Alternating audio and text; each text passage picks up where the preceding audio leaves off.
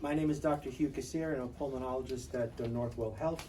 We're going to demonstrate how to use the V60 BiPAP machine as a pressure-controlled ventilation in patients who have COVID-induced lung disease and patients who do not. So it could be used on everyone.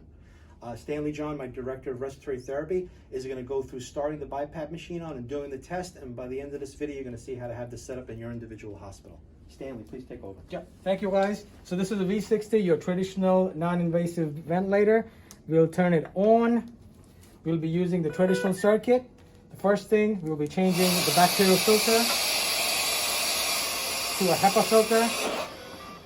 Second, we'll be going into our menu. You see the mask and port option, you hit it. Make sure it's very important that you change it to ET/trach setting, which is the first option available. You accept it, then it takes you to the port section. Make sure it's other, port other, accept, and now you'll be asked to do a circuit check. Disconnect the patient.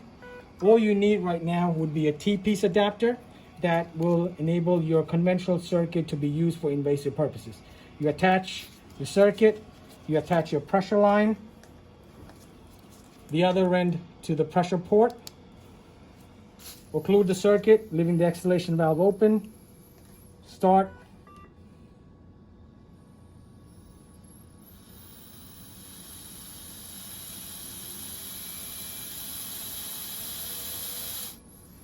Test passed. Start ventilation.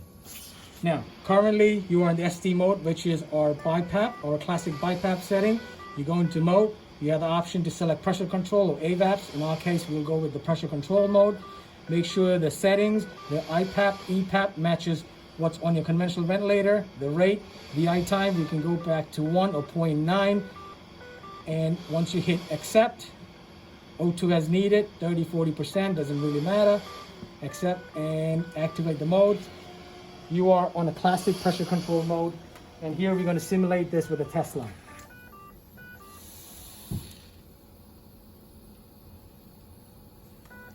I'm going to introduce Todd. He's our bioengineer.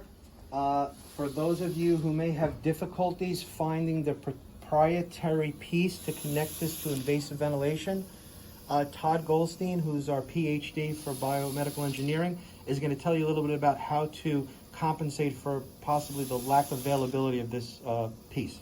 So if this piece is unavailable in stock, we have ways that we can 3D print a replica and make it available to you, where you would then, instead of using the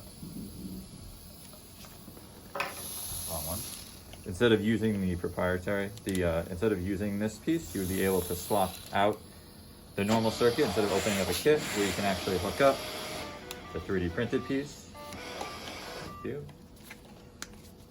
which would then sufficiently work to support. And you can also connect another HEPA filter here if you need to.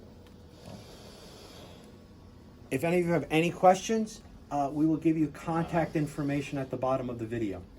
Thank you very much.